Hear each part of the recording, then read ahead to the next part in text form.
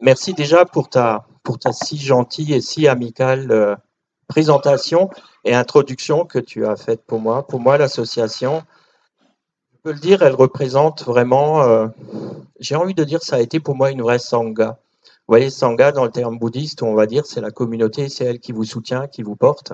Et c'est ce que la source d'espérance est pour moi, c'est une vraie sangha, une source d'inspiration et qui me nourrit dans le bon sens, j'ai envie de dire, dans les belles énergies.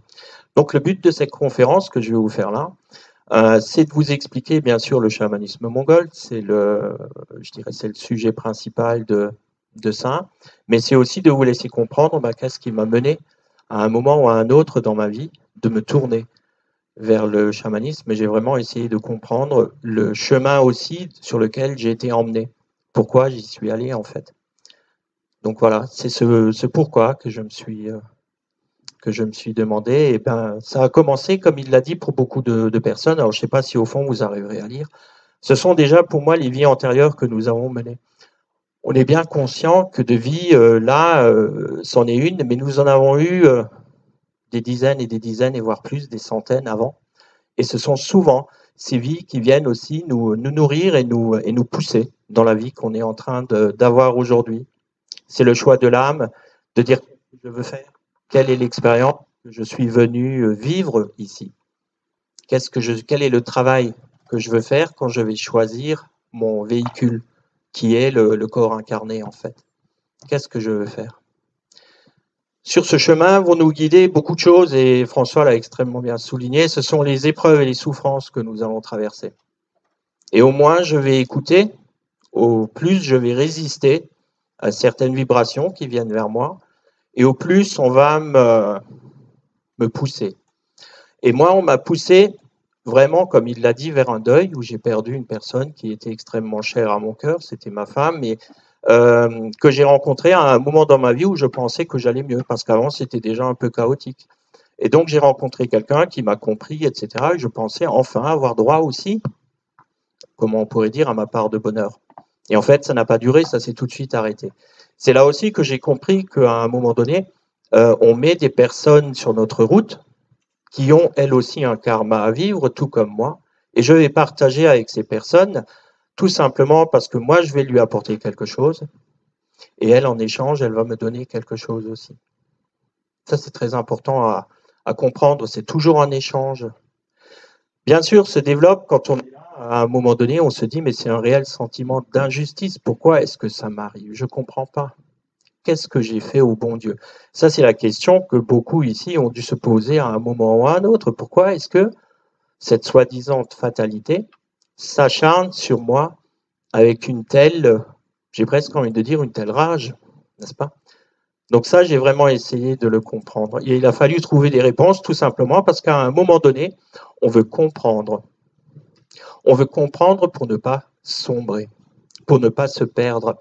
Et là, nous avons tous un outil qui est fantastique pour ça, c'est notre libre arbitre, notre capacité à choisir, à nous mettre en route. Ça, c'est quelque chose qu'on peut vraiment se porter à cœur. J'ai toujours le choix. Je vais en parler un peu plus tard aussi, mais je vais l'amorcer maintenant. Ce que j'ai compris aussi, c'est qu'à un moment donné, on est victime de rien, même si c'est dur à entendre. On est co-créateur de tout ce qui nous arrive dans notre vie. Les coups durs et les coups moins durs aussi, bien sûr. C'est que nous avons eu, comme j'ai dit avant, antérieure. Et si on a le temps d'aller au bout de la présentation, vous verrez que je vous parlerai du karma et de ses énergies. Parce que dans tout ce que j'ai traversé, je dirais la résultante de ça, c'est que je travaille vraiment avec ces énergies, avec les personnes pour les aider à s'en débarrasser. Pour pouvoir justement, à un moment ou à un autre, lâcher ce qu'il faut lâcher, pouvoir se débarrasser de ces énergies qui fonctionnent comme des aimants et qui attirent vers nous les situations qui nous font souffrir. On coupe le lien avec ça. Et à un moment donné, avec mon livre, je peux mettre en route les bonnes actions qui vont rééquilibrer l'énergie karmique que je porte. Ça, c'est très important à comprendre. Alors le chemin, il s'est ouvert, oui, surtout pour moi, avec la source d'espérance. Ça a été vraiment un vrai, je dirais, c'était une bouée de sauvetage. que François m'a lancé quand il a répondu à mon premier mail. J'avais écrit aussi à d'autres associations et à travers l'une d'elles, j'ai même eu la chance de pouvoir parler à François Brune, le père François Brune, avant qu'il ne décède. On a pu échanger ensemble, c'était une très belle rencontre aussi. À la source d'espérance, j'ai fait, je dirais, là, qui m'a mis sur mon chemin. C'était Céline Saumon. Je suis venu la voir quand c'était encore à la cafette à Bonneville, ouais. Donc elle était là. Et avant de partir, je dis comme ça à mes guides, j'ai dit, ça bougeait autour de moi, j'ai eu des synchronicités, il y a des choses énormes qui m'arrivaient tous les jours. Et donc j'ai dit à mes guides, c'est simple, si vous avez un message pour moi, il faudrait quand même que ça soit clair. Et aujourd'hui, j'aimerais bien le recevoir. Je m'installe comme ça au fond de la salle. Et à un moment ou à un autre, il y a Céline qui me repère et qui me dit, vous le monsieur là-bas dans la chemise bleue et la barbe, j'ai un truc à vous dire, mais je ne sais pas encore quoi. Dans le déroulé après sa conférence, quand elle a fait la médiumnité, elle m'a délivré vraiment le message dont j'avais besoin. Après, je suis allé la rencontrer, j'ai travaillé avec elle, elle m'a formé. Ça a été vraiment pour moi, je dirais, la première personne qui m'a vraiment, je dirais, techniquement mise sur le chemin. Après, il y en a eu beaucoup d'autres et je me suis immédiatement intéressé à apprendre. Donc, je me suis mis à lire, à regarder des films, etc. Et très vite aussi, tout simplement, à comprendre la médiumnité sous tous ses aspects, surtout les états de conscience modifiés. Ça a toujours été quelque chose qui m'a tout de suite attiré. Je suis parti en voyage, je suis parti en Inde, je suis parti en Mongolie, je suis parti en Angleterre, au collège Arthur Findlay. Et ça a vraiment été tout un enchaînement très rapide. Je dirais en l'espace de 3 ans, j'ai rattrapé, j'ai envie de dire, 10 ans d'expérience. Première compréhension que tout ça, ça m'a délivré, bah, c'est que l'impermanence, vraiment, l'impermanence de toute chose. Rien ne dure. Ce qui compte, c'est l'instant présent. Et comme l'a dit François, c'est d'être dans la bonne énergie et dans la bonne fréquence vibratoire pour attirer vers moi les choses qui sont bonnes pour moi et dont j'ai besoin. J'ai compris un peu, je pense, le fonctionnement du karma. C'est quoi? Est-ce que c'est uniquement, comme on pourrait le dire, négatif? Non, il y a beaucoup de karma positif aussi. Comment le créer? Comment le faire vivre? Comment le cultiver en moi? Et une chose dont j'ai parlé avant, qui aujourd'hui pour moi est extrêmement importante, c'est le libre arbitre. C'est ma capacité à choisir, à me déterminer, à me positionner, sans me laisser influencer. Ça, c'est vraiment quelque chose que tout un chacun et toute une chacune a en elle, et c'est très important de s'autoriser à l'alimenter, à le faire fonctionner.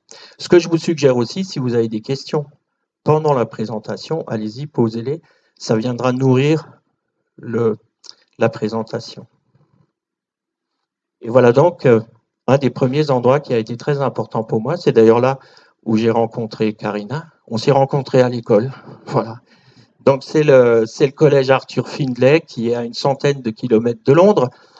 C'est l'école de Harry Potter. Donc là, dans cette école, j'ai rencontré des médiums du monde entier. Et c'est là où j'ai développé vraiment une capacité de médiumnité pour la médiumnité de contact, pour la transe, pour la guérison, pour plein de choses. C'est là où on apprend la technique, on apprend la méditation, on apprend à se diriger parce que ces capacités, quelque part, nous les avons toutes et tous. Nous sommes tous avec une âme incarnée qui est reliée à une source. Et donc, pourquoi est-ce que, à un moment ou à un autre, on ne peut pas pratiquer ou on ne peut pas aller ressentir, aller vers ses guides, etc. Tout le monde peut le faire. Il suffit d'apprendre et surtout une autre chose, de travailler, d'être assidu. Rien ne vient sans rien. Si demain vous voulez pratiquer un sport, vous pouvez pratiquer un sport. Vous aimez faire du vélo, vous faites du vélo. Vous pourrez faire 100 bornes si vous vous entraînez. Vous ne ferez peut-être pas le Tour de France, ok, mais vous ferez du vélo. Donc avec la médiumnité, c'est exactement pareil. Tout le monde peut s'ouvrir à un moment ou à un autre à cette expérience. Et c'est quelque chose de très enrichissant. C'est ce que François disait aussi, parce qu'à un moment donné, ça enlève la peur de ce qu'on pourrait croire une fin inéluctable, qui est la mort. Mais en fait, non, c'est un passage, c'est une renaissance, et je me dirige vers autre chose. Un premier personnage très important pour moi, ça a été ce yogi que j'ai rencontré aussi lors de mon premier voyage en Inde, dans l'Himalaya. Juste pour vous raconter cette histoire, il nous fait dans un temple, c'était au Ladakh, donc on était à 4500 mètres d'altitude, dans un temple, dans une montagne. Et dans ce temple, il nous fait une cérémonie du Che. Donc c'est une cérémonie tantrique qui vous sert à nettoyer les énergies négatives que vous portez. Sorti de là, moi j'étais malade. En fait, j'ai vraiment reçu, je pense, le soin, mais ça a tellement agi sur moi qu'à un moment donné, j'ai eu de la fièvre, des vomissements, des maux de tête, etc. J'étais dans un campement au bord d'une rivière, en montagne, et je me suis dit, là, François, c'est foutu. Le lendemain, on repart, on refait les sacs à dos, on va sur un autre site. C'est la vengeance du serpent à plumes, comme dans le film Acolu. J'ai dit, moi, je vais rentrer et on va me rapatrier sanitaire. Donc, ce qui s'est passé, c'était une nuit où je me suis vraiment, je dirais, concentré sur moi-même. J'ai essayé de me faire des soins. J'ai appelé toutes les énergies de guérison que je pouvais pour qu'elles viennent m'aider. Et le matin, au petit matin, j'ai entendu, j'étais seul dans une tente au bord d'une rivière, comme je vous l'ai dit, j'ai entendu chanter le mantra de Tara Verte. Mais je ne l'ai pas entendu dans ma tête ou d'une façon, je l'ai entendu. Ce sont des voix féminines qui chantaient juste féerique. Je sors, je regarde autour de moi, je ne vois personne. Le chant était là. Pour moi, ça a vraiment été ce qu'on appelle le chant des Daikini, le chant des anges qui sont venus. Il y a de l'émotion quand je reviens là-dessus. Qui m'ont apporté, j'ai envie de dire, une guérison. Sorti de là, j'étais refait de la tête aux pieds. J'ai pu faire mon sac à dos et finir le voyage avec tout ce qui nous a encore réservé de belles surprises. Ça a été une première belle expérience de conscience modifiée. Voilà donc le Ladakh, qui est un, on appelle ça le Petit Tibet. Il est situé tout à fait au nord-est de l'Inde, à la frontière du Pakistan. Là, on est sur la frontière du Pakistan et on a tourné vers le Pakistan. Comme l'Inde a eu une grosse guerre avec le Pakistan, eh bien, on a monté ce Bouddha futur, qui est le Bouddha Maitreya, pour qu'il vienne préserver la paix, en fait. C'est un très beau pays qui est vraiment tourné complètement sur le bouddhisme. Hein. Ce sont des gens qui sont très pieux, j'ai envie de dire, et qui vivent vraiment dans une belle joie. Vous pouvez laisser, moi je laissais mon sac à dos partout, vous laissiez votre téléphone, votre porte-monnaie, votre passeport, personne ne le touchait. Et là où vous veniez, vous étiez accueillis avec joie. Quand on est arrivé à Leh, ce qui est donc la capitale du Ladakh, quand on a atterri, on est parti vers les douanes. C'est la première fois que vous voyez des douaniers vous sourire et vous accueillir en vous disant bienvenue dans notre pays. On est heureux de vous rencontrer. Et en plus, la petite parenthèse, c'est que nous, on a atterri à Leh, le Dalai Lama, donc on a juste pu le croiser. Lui, il arrivait pour partir du Ladakh, parce que c'est son pays de résidence quand il est en Inde, pour retourner en voyage. Et ensuite, bien sûr, cette fameuse Mongolie. L'année d'après, je suis parti en Mongolie. Donc, j'étais vraiment dans cette période. Donc, entre-temps, je partais aussi en Angleterre. Je faisais mes semaines de cours au collège Arthur Findlay, donc j'arrêtais pas. J'avais un de mes profs aussi de Findlay qui venait à Fribourg, un Écossais, qui venait à Fribourg en Suisse pour donner ses cours, pour continuer, donc je suivais ses cours aussi. Donc j'étais vraiment dans une réelle boulimie d'apprentissage et de développement. J'ai pas arrêté. Et donc j'arrive pour la première fois en Mongolie en 2018, et là c'est une belle photo qu'on a faite lors d'un rituel du feu. Je parlerai de tout ça en détail plus après. Et je l'ai juste mise, cette photo, pour que vous puissiez aussi voir ce chaman qui est en premier plan avec son tambour, et un autre qui traverse le brasier. Et si vous arrivez à le voir, on voit ici dans les flammes une silhouette, et c'est ce qu'on appelle l'ancêtre, le Langon, le guide qui suit son chaman pour le protéger et pour le soutenir. Donc, ce sont des énergies qui sont très fortes. Il y a beaucoup de reliance à la terre, etc. Mais ça, on va y venir en détail après. Donc, voilà un peu ce chemin que j'ai pris en même temps. Je me suis beaucoup intéressé à étudier aussi la vie des grands médiums, comment eux ils ont vécu, quelle était leur histoire de vie. Vous voyez, donc Bruno Gröning, très proche, ça c'est une énergie avec laquelle j'aime travailler. Quand je fais des soins énergétiques, c'est quelqu'un qui vient vous aider, on sent sa présence. Il vient aider. Et il y en a d'autres comme ça, des Anglais que peut-être vous n'allez pas connaître, Gordon Higginson, William Parrish, qui ont des histoires de vie juste fantastiques et qui se sont ouverts surtout aux soins énergétiques et toujours ce fameux état de conscience modifié. Donc quand j'ai parlé avant de choix d'âme, ça montre aussi qu'à un moment donné, en fait, faut pas être forcément un autochtone. Tu vois, je veux dire, faut pas faire partie d'un peuple premier, on pourrait dire, pour s'ouvrir à ce genre d'énergie. Ça peut venir nous intéresser sur n'importe quel endroit nous sommes sur cette terre et peu importe l'endroit où nous sommes nés ou la famille dans laquelle on est né. Moi, je suis né dans une famille hyper catholique et puis aujourd'hui, je pratique des rituels qui sont issus du bouddhisme tibétain. Donc, il n'y a pas raison de ne pas s'autoriser quand on sent un appel. Surtout, allez-y, ne le bloquez pas en se disant bah non, je suis pas né au bon endroit ou quoi. Non, non, on est toujours né exactement à l'endroit où il faut pour vivre ce qu'on a à vivre. Ça, c'est une chose aussi qu'il faut bien se dire. Souvent, on se dit mais qu'est-ce que je fais dans cette famille? Je les comprends pas, j'ai rien à faire là. Mais en fait, on s'incarne là où l'expérience karmique peut être faite, celle que moi je dois faire et que je vais partager avec les autres membres de cette famille qui eux aussi en ont une à vivre. Ça, c'est très important à bien se mettre en tête. Et ça permet aussi, à un moment donné, de ne pas se victimiser une fois de plus et de dire, ben non, voilà, tout ce qui m'arrive à un moment donné, dans une vie ou dans une autre, j'en ai été plus ou moins l'auteur. Et là, je viens porter une réparation. Je viens porter une guérison d'énergie.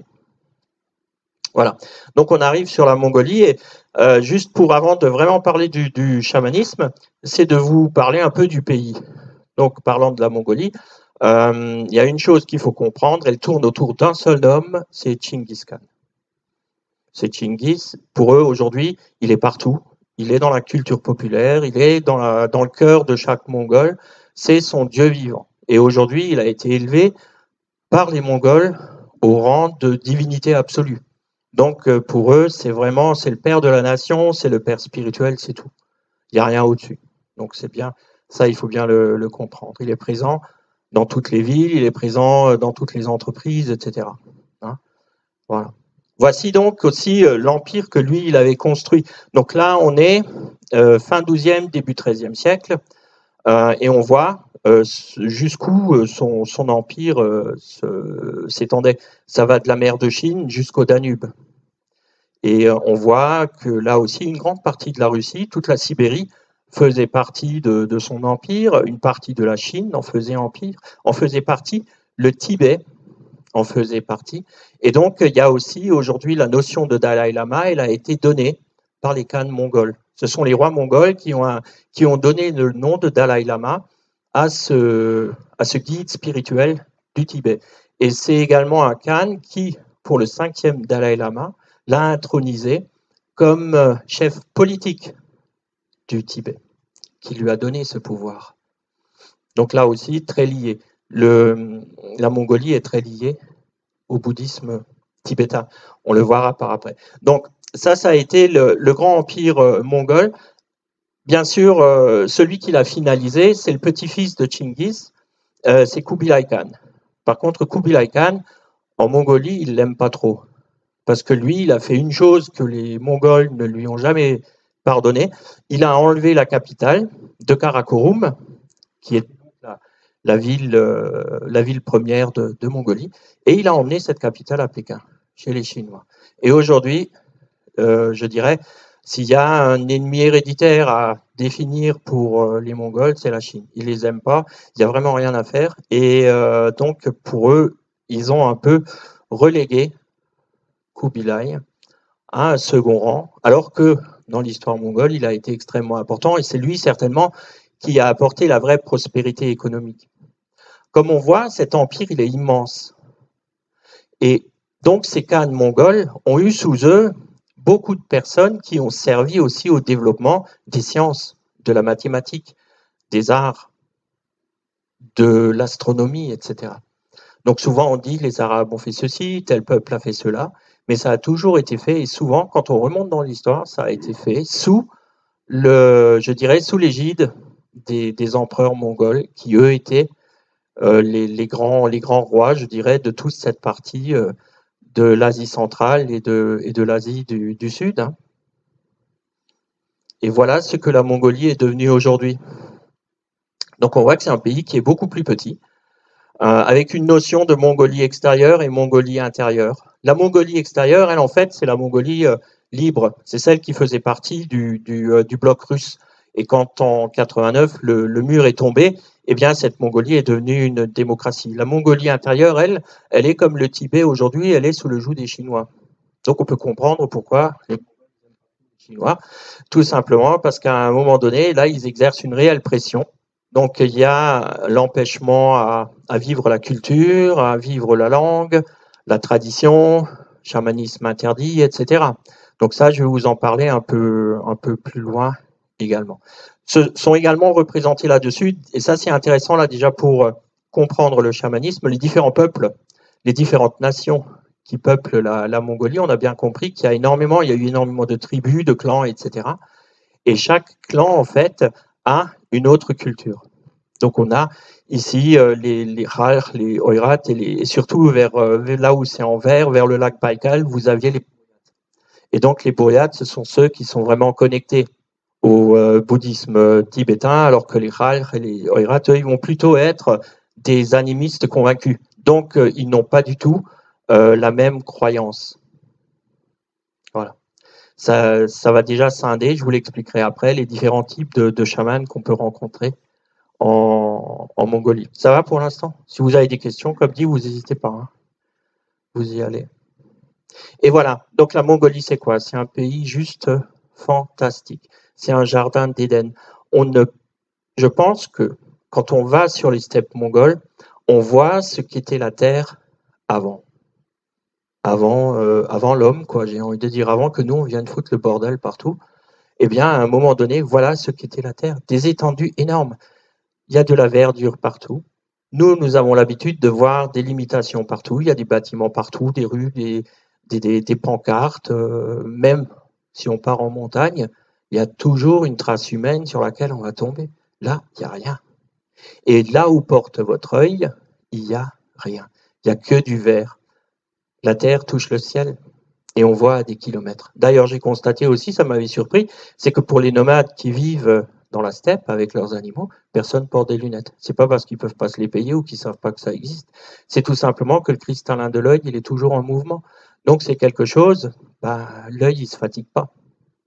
Et ça, je l'ai remarqué parce que la première fois j'y étais, donc j'y ai passé un mois dans cette steppe. Au bout de 2 semaines, je pouvais lire sans mettre de lunettes. Donc c'est quand même, j'ai dit tiens. Et un jour, je me dis mais j'ai lu le bouquin, j'ai pas pris mes lunettes. Tout simplement parce que mon cristallin s'était remis à travailler. Parce qu'on regarde de près, on regarde au loin tout le temps, et à un moment donné, l'œil guérit. Beaucoup d'animaux. La Mongolie est peuplée aujourd'hui. La Mongolie extérieure, c'est sur celle où on va vraiment parler. Elle est peuplée à peu près de 3 millions d'habitants. Elle fait 3 fois et demi la taille de la France. Et il y a 3 millions et demi d'habitants. La moitié se trouve sur Oulan-Bator, sur la capitale, hein, aujourd'hui. Et le reste est clairsemé dans la campagne en tant qu'éleveur nomade. Et vivent aussi en Mongolie 70 millions de bétail. Donc il y a vraiment des animaux partout, partout, partout. Déjà, bien parce que les nomades, eux, ne se nourrissent essentiellement beaucoup que de viande, parce que bougeant, etc., et dans la steppe, c'est pas évident de cultiver des salades, des poireaux, des patates, etc. Donc aujourd'hui, ils importent des légumes et ils commencent aussi à en cultiver. Ils ont monté des serres en verre énormes pour justement aussi changer leurs habitudes de consommation, parce que le gouvernement a constaté en Mongolie qu'il y a beaucoup de problèmes de santé qui sont liés à la sédentarité aujourd'hui et au fait de manger trop de viande. Donc ils veulent contrebalancer ce problème-là. Il y a beaucoup de problèmes, surtout sur les jeunes générations, qui sont touchées par des problèmes de santé, l'obésité et tout ça. Voilà. Et voilà, ces belles montagnes qui sont gorgées d'énergie, ça c'est aussi quelque chose qu'on ressent quand on est sur cette terre mongole, c'est l'énergie qu'elle vous donne. Ça vous nourrit, ça vibre sous vos pieds, ça respire à côté de vous.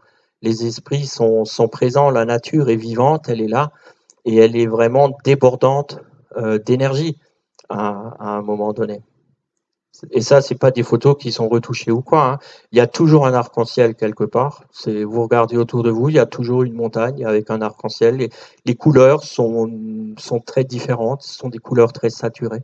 Le ciel a une couleur très spéciale en Mongolie.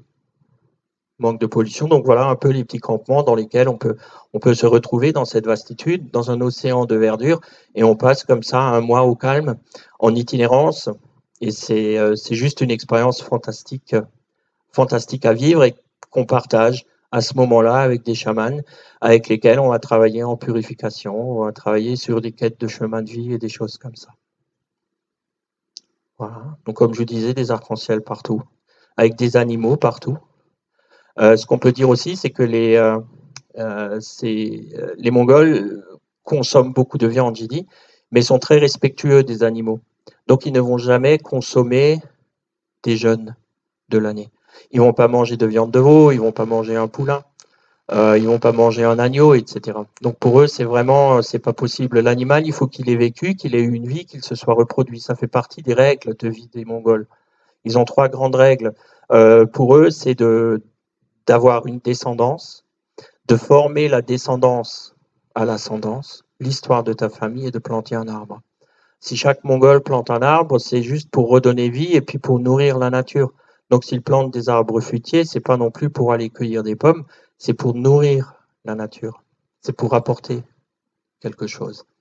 Ces notions de nature sont très proches chez tous les Mongols, même ceux qui vivent en tant qu'expatriés ou ceux qui vivent à Ulaanbaatar, cette notion de respect de l'eau et du sol, c'est vraiment quelque chose qui est très présent chez eux. Et voilà donc l'habitat classique de la famille itinérante mongole, c'est la yourte. Aujourd'hui, on voit aussi, ils se sont modernisés, il y a une parabole, ils ont tous un ordinateur, ils ont des panneaux solaires, ils ont là aussi beaucoup se déplacent maintenant avec des engins motorisés, que ce soit des 4x4 ou des motos, parce que ça leur permet d'accéder plus facilement à leur troupeau. On va parler aussi et là on a, oui, d'abord, je dirais les lieux énergétiques, je vous en ai parlé avant. Donc cette terre, elle est gorgée de toutes les richesses. Elle a vraiment en elle tous les minerais que l'on pourrait s'imaginer, tout est là. Et aujourd'hui, la Mongolie, elle est passée par toutes les nations qu'on peut dire du monde occidental, vous voyez. Il y a des mines partout qui sont tenues par les Canadiens, les Français, etc., qui veulent absolument bénéficier de cette richesse et se l'accaparer. Là aussi, le chamanisme a pris une importance réelle parce que tout simplement, ces gens-là aident à sensibiliser l'opinion publique pour, à un moment donné, mettre un terme à cette énergie dévastatrice qui se joue sur la terre mongole. Et ils placent ce qu'on appelle des ovos. Ce sont des sites de protection qui sont énergisés par les chamans et qui, à un moment donné, vont protéger la terre qui est en dessous. Là, on a sur la gauche vraiment l'exemple type de ce qu'on peut trouver dans la nature mongole. Ce sont des ovos qui sont donc créés par des chamans. Les gens qui passent vont y déposer une pierre, un foulard de prière, des drapeaux de prière, tout simplement pour, je dirais, honorer le lieu, pour dire, voilà, je viens sur cette terre et je sais que cette terre, il y a un esprit qui y vit. Et j'honore cet esprit, je lui demande si je peux venir, si j'ai le droit d'être là. Et je lui fais un présent. Cet ovo-là est spécialement consacré aux hommes.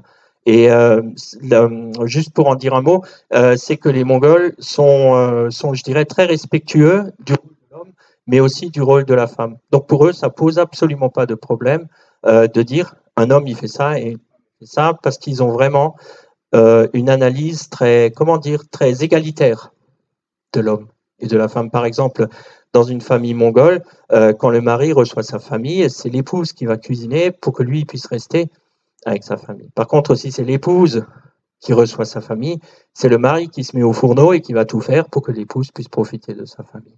Ça, je l'ai vécu moi-même en vivant là-bas et puis en rencontrant les gens. Donc, il n'y a pas de souci. Tu es un homme, tu es une femme, tu es une femme. Il n'y a pas de souci je dirais, d'avoir besoin de défense ou de dire il faut un mouvement féministe pour défendre la condition de la femme. Ils l'ont complètement intégré, ça. Il n'y a pas de souci pour eux avec ça. Et là, on rentre dans le désert de Gobi. Là aussi, c'est un endroit très spécial. En Mongolie, on est à la frontière chinoise et sur un endroit très spécifique ici, énergétiquement parlant, qui s'appelle Shambhala, où j'ai passé un bon moment aussi, et avec là aussi je veux dire, des sensations très, très fortes quant à l'énergie de la Terre. Et voilà donc, c'est toujours ce site de Shambhala. Donc avec cette statue de ce moine bouddhiste qui est là, c'est Danzan Rajwa, c'est lui qui a créé le site. J'ai médité devant cette statue pendant un bon moment, et là aussi j'ai eu, je dirais après, un départ ici et quelque chose avec lui qui s'est fini quand j'étais chez moi, où il est revenu me voir pour me laisser un message. Et l'OVO qui est à droite, lui, il est destiné aux femmes qui ne peuvent pas avoir d'enfants. Et donc les femmes qui ont des problèmes de stérilité ou autre, ou d'enfantement, elles viennent ici pour prier devant cet OVO, à la forme un peu suggestive, quoi, mais on voit à quoi il est destiné. Et c'est un endroit qui est très prisé pour ça, et ça a l'air de fonctionner, parce qu'il y a des bus complets de personnes qui viennent se recueillir sur ces endroits. La structure de la famille mongole, en Mongolie aussi, il n'y a pas d'EHPAD. Donc, ce sont les enfants qui vont s'occuper des anciens. Et c'est toujours le fils le plus jeune qui prendra en charge la maison ou la yourte familiale et qui va s'occuper des anciens. Tout simplement parce que lui, normalement, il a une longévité plus grande et donc il peut s'occuper des anciens. Et s'il n'y a pas de fils dans la famille, c'est la fille qui prendra ce rôle. Et là, il y a une famille d'éleveurs qu'on avait rencontrée. Et là, ce sont en fait les deux grands-mères qui vivaient avec la famille et qui s'occupent des enfants pour que, à un moment donné aussi, les parents puissent vaquer à leurs occupations. Ils vivent complètement dans les yourtes. Donc là, ça, c'était la mère de famille. Elle est en train de préparer son ghee. Donc, c'est ce beurre clarifié qu'ils utilisent beaucoup en cuisine, mais qui est aussi utilisé dans beaucoup de rituels chamaniques. Et les enfants qui sont là, qui sont vraiment heureux, épanouis, vous les voyez chevaucher à l'âge de 3 ans, vous vous dites, mais on se casse le couille. Non, non, ça va tout seul. Hein. Ils marchent pieds nus, même quand il fait froid. Il y a toute une éducation qui leur est donnée pour vivre au mieux au contact de cette belle nature. Et voilà ce à quoi un camp d'une famille peut ressembler. Donc il y a quelques jours, il y en a une pour la famille, une pour les invités, pour les parents, pour stocker le matériel, etc. Et toutes les bêtes autour. Et voilà Ulaanbaatar. Alors Ulaanbaatar, c'est le jour et la nuit par rapport au reste de la Mongolie. C'est le monde occidental qui arrive aujourd'hui à grands pas. Se croisent là-dedans les vestiges d'une Russie communiste, etc., avec Dubaï qui est en train de monter avec des tours en verre un peu partout. Et autour de ça, il y a tout un réseau, j'ai presque envie de dire, de bidonvilles qui s'est créé, où des éleveurs attirés par, je dirais, à un moment donné, la vie occidentale et occidentale, viennent là, montent leur yourte autour d'Ulaanbaatar, ils vendent leurs animaux, profitent de l'argent issu de la vente des animaux, ils dépensent beaucoup et puis à un moment donné, ils se trouvent dans une extrême pauvreté. C'est aussi un problème très social aujourd'hui en Mongolie, avec beaucoup de pauvreté, d'alcoolisme, d'illettrisme, etc. qui arrivent. Ils ont vraiment du grain à moudre dans cette mutation sociale que ce pays est en train de vivre. Hein. Toujours Tchingiz qui trône là au milieu du palais présidentiel. Et maintenant, on va parler des chamans. Donc ces chamans ont toujours existé. On dit aussi que la Mongolie, la Sibérie, ce coin du monde est vraiment le berceau du chamanisme. C'est que tout a démarré là et que cette tradition après s'est répandue un peu à travers le monde. Donc là, c'est une photo d'un chaman certainement du 19e siècle, hein, on peut se l'imaginer, qui porte son costume. Le costume, ils n'ont pas beaucoup changé, c'est toujours le même. Alors on pourrait dire c'est un peu fait de tout et de rien, ça a l'air que le mec, il est là en haillons avec des trucs qui pendent après, mais chaque artefact qu'il porte, en fait, a une réelle signification et a une réelle importance. Le mode de vie aussi des chamans à cette époque-là, c'est qu'il travaillait pour son clan, il travaillait pour sa famille, pour sa tribu. Donc lui, il avait sa yourte au milieu des autres, mais il ne faisait que chamaniser. Donc en fait, on venait le voir pour tous les problèmes existentiels qu'on pouvait avoir, des maladies, des animaux qui meurent, des problèmes de mauvais sort, etc., etc. On venait le voir pour que lui il puisse travailler pour vous. Et donc, il était complètement pris en charge par la communauté. Hein, c'est-à-dire, lui, il n'avait pas besoin d'avoir un troupeau à garder, etc., à traire des animaux, etc., ou à chasser. On lui apportait ce qu'il avait besoin pour vivre. Hein.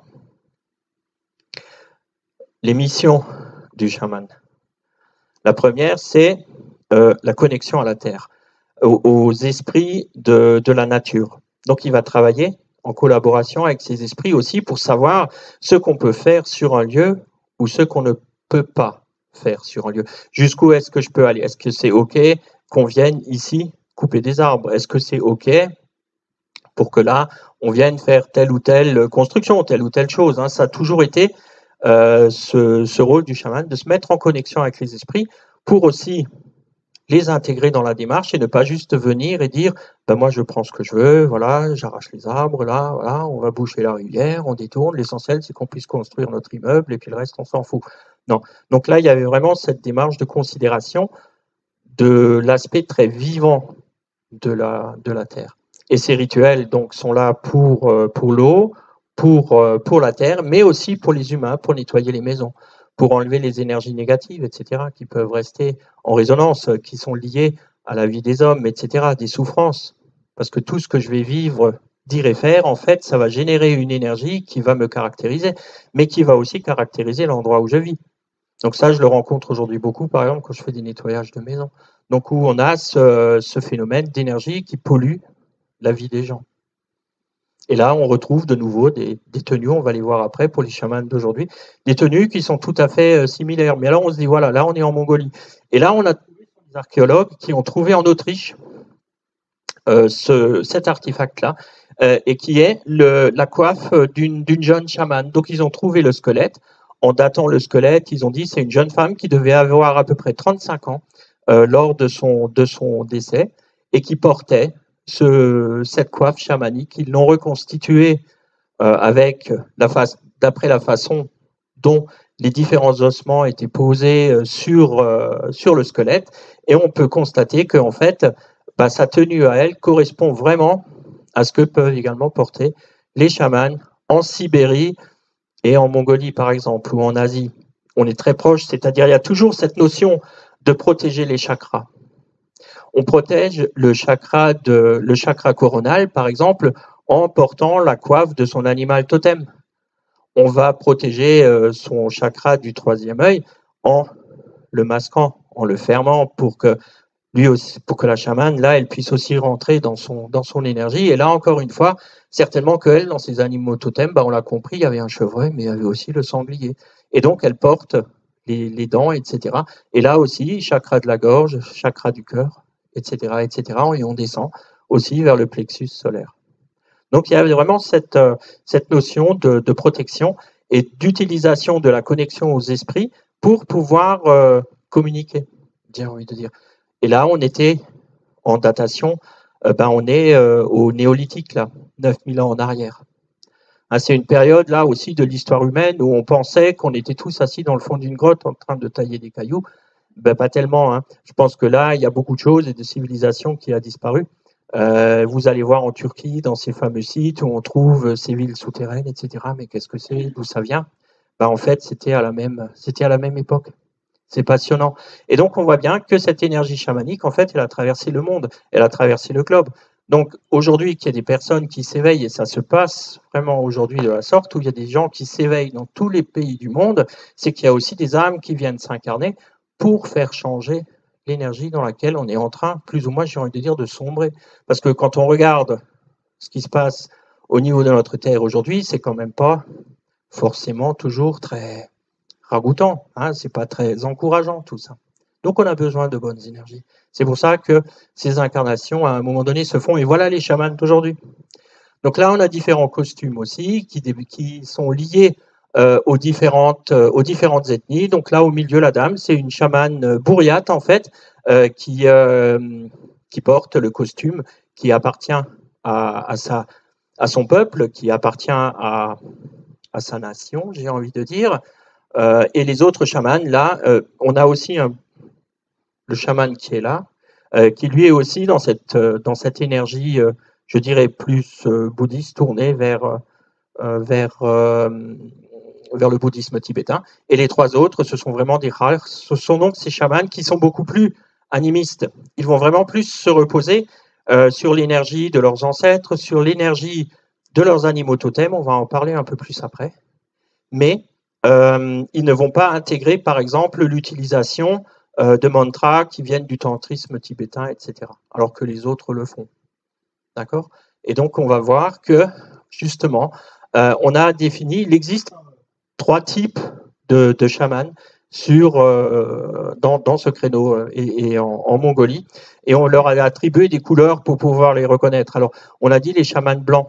Les chamans blancs, on va plutôt les retrouver dans ce peuple qu'on a vu complètement à l'ouest du pays, et ce sont ce qu'on appelle des guérisseurs. Donc là, on a affaire à des chamans qui vont être formés pour pratiquer, je dirais, des massages, pour cueillir les herbes à un moment précis, à préparer des tisanes de guérison, qui pourront également après pratiquer de l'acupuncture, plein de choses, en fait, mais qui sont vraiment tournés vers le soin. Ce sont des chamans qui travaillent beaucoup à la guimbarde et qui utilisent souvent aussi le petit tambour, le damaru, comme on peut le retrouver dans le bouddhisme tibétain. Ensuite, on a les chamans noirs. Les chamans noirs, ce sont les exorcistes. C'est ceux qui vont vraiment travailler sur les énergies négatives, qui vont être là pour vous aider à couper je dirais, les énergies karmiques négatives qui vous bloquent. C'est-à-dire que je suis caractérisé par des énergies et ça va à chaque fois me mettre dans le même sillon. Je vais toujours rencontrer les mêmes difficultés, quoi que je fasse. Donc, je coupe le lien avec ces énergies. Je peux faire autre chose et je peux commencer à rééquilibrer mon énergie karmique grâce à mon libre arbitre, après de dire maintenant je fais attention, maintenant je fais des choses plutôt vertueuses, plutôt que de me laisser attirer vers des choses négatives. Donc là, ce sont les chamans noirs. Hein. Et la troisième couleur, ce sont les rouges. Et les rouges, eux, en fait, ils associent les deux fonctions et travaillent justement inspiré des énergies du bouddhisme tibétain. Et c'est dans cette catégorie-là que je me suis retrouvé, c'est chez les rouges. Voilà. Donc, définition aussi, maintenant, les 5 mondes. Voilà. C'est-à-dire que chaque civilisation a à un moment donné une perception du monde. Quand on est dans le chamanisme mongol, et là, ça, c'est quelque chose qui est commun à toutes les nations et à toutes les couleurs de chamans, on parle de 5 mondes. Le premier des mondes qui est très important, parce que tout est esprit, tout est vivant. Hein, je l'ai dit au départ, ça c'est quelque chose, il faut vraiment, c'est-à-dire que l'endroit où nous sommes, c'est pas juste une école. Il y a un esprit là, il y a quelque chose qui l'anime, qu'on ne peut pas voir comme ça du premier coup d'œil. Okay ? Donc il y a les esprits de la nature. Ces esprits de la nature, eux, ils vont s'occuper de tout ce qui touche aux forêts, aux montagnes, aux animaux qui peuplent. C'est toutes les plantes médicinales, etc., appartiennent à ce monde des esprits de la nature. Le deuxième monde, c'est un monde qui est extrêmement craint par les Mongols. Ils ont peur de ces esprits. C'est l'esprit de l'eau. Pourquoi ? Parce que c'est un esprit qui, dans sa définition même, on dit il est sourd, il est aveugle, mais il a un très bon nez. Donc, quand quelqu'un, là aussi, vient heurter un de ces mondes, ça va générer un karma négatif qui va appeler vers cette personne des maladies, des problèmes, des accidents. Et ça, les Mongols, ils en ont très en fait de ces choses-là. Par exemple, sur les esprits de la nature, quand on heurte la nature, par exemple, on va le voir après, je vais un peu le développer ça. Par exemple, je suis bûcheron et je coupe des coupes franches, j'abats des arbres, je retourne la nature, je me fous de tout, je pollue, je laisse traîner mes canettes quand j'ai fini et je m'en vais. Donc là, cet esprit-là, il peut m'envoyer des énergies négatives et des choses peuvent m'arriver. Et ça, je vais faire une petite parenthèse juste pour vous montrer que c'est pas juste du flan. C'est qu'aujourd'hui, dans les consultations que moi je fais, où je m'inspire de ces énergies-là, je reçois des personnes problématiques. Et quand on remonte les problématiques, on arrive à les racoler à des choses qui se sont passées par rapport à certains mondes. Donc c'est peut-être pas aussi juste, comment dire, folklorique que ça. Pour moi, il y a vraiment une réelle valeur là-dedans. Hein. C'est-à-dire que si je heurte la nature, je vais m'en prendre une sur le bout du museau. Ça m'est arrivé à moi-même tout seul. Donc j'ai compris ça. L'esprit de l'eau, les gens ont très peur de ça. On ne pollue pas. On fait attention à ce qu'on déverse dans la nature. Pour un Mongol, on ne fait pas de trou dans la terre. Donc eux, le fait d'avoir ces mines sur leur terre, c'est quelque chose d'extrêmement douloureux. Ils ont du mal à l'accepter, ça, qu'on vienne comme ça détruire leur terre. Hein. Le troisième monde, en fait, c'est le monde des éléments. La pluie, le vent, c'est le soleil, c'est la lune, ce sont les étoiles qui sont décrites dans ce troisième monde. Le quatrième monde, c'est le monde de l'enfer. C'est-à-dire quand une personne va décéder, vous allez revenir, votre âme va revenir vers cet endroit où elle va être jugée, elle va être pesée, un peu comme dans la mythologie égyptienne aussi, où à un moment donné, on va dire, tiens, ton karma, on va l'analyser. Là, je prends ton cœur, je le pose sur une balance, et puis à côté, je mets une plume blanche et on va voir ce qui se passe. Et selon le résultat, vous êtes orienté. Donc, dans cette tradition chamanique-là, c'est enseigné également ça. C'est-à-dire que chaque action, en fait, un réel résultat sur votre vie. D'accord ? Et le dernier des mondes, c'est le monde dans lequel nous vivons, nous, les humains. Donc voilà comment les mondes sont vus par ce chamanisme. Les 5 éléments aussi, ce sont les 5 éléments de la médecine chinoise. Ce sont les 5 éléments de la médecine chinoise qui sont le métal, le bois, le feu, l'eau et la terre. Et donc ce sont ces 5 éléments avec lesquels on travaille aussi. Nous sommes tous l'année par exemple, vous savez qu'en astrologie chinoise, vous avez, là on est dans l'année du tigre, et c'est l'année du tigre de bois. Il y a un élément. Donc chaque personne est née dans une année avec un élément. Et ça aussi, ça permet, en utilisant cette astrologie-là, de comprendre le chemin de vie. Qu'est-ce que tu es venu expérimenter à un moment ou à un autre? Les 99 esprits du ciel, les Tengri. Tengri, ça veut dire ciel en mongol. Et donc, 99 esprits qui se divisent en 2 groupes. Alors, sur l'Est, on va retrouver 44 esprits qui sont noirs. Ce sont eux vers lesquels on va se tourner quand on fait des exorcismes, quand on travaille sur des énergies négatives. Et à l'Ouest, on va trouver 55 blancs avec lesquels on va travailler quand on va faire du recouvrement, quand on va faire des soins, des guérisons, etc. C'est vers eux qu'on peut se tourner.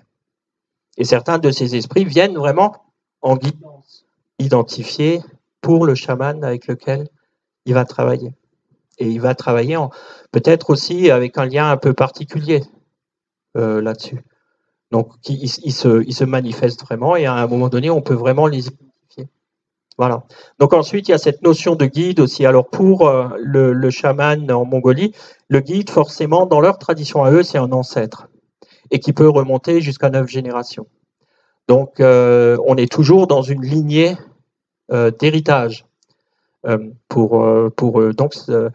Alors, on peut faire une parenthèse là-dessus, c'est que très certainement beaucoup de chamans se connectent et ils sont, quand on travaille avec eux, on le voit bien, ils sont dans cette lignée de guidance, je dirais, familiale, mais à mon avis, on peut aussi se connecter, c'est ce que je fais pour ma part, aussi se connecter à d'autres guides. On n'a pas forcément besoin de n'avoir que ses ancêtres avec soi.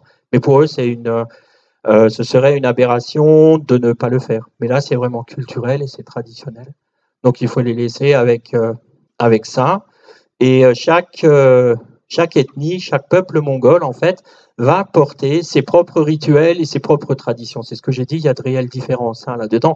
Le premier voyage que j'avais fait en Mongolie, j'étais déjà très proche du bouddhisme tibétain. Et pour moi, ça a été très dur de voir à quel point et rejeter les enseignements du bouddhisme tibétain. Pour eux, ça c'était quelque chose qui n'était pas juste. Hein. Donc ça m'avait un peu mis mal à l'aise.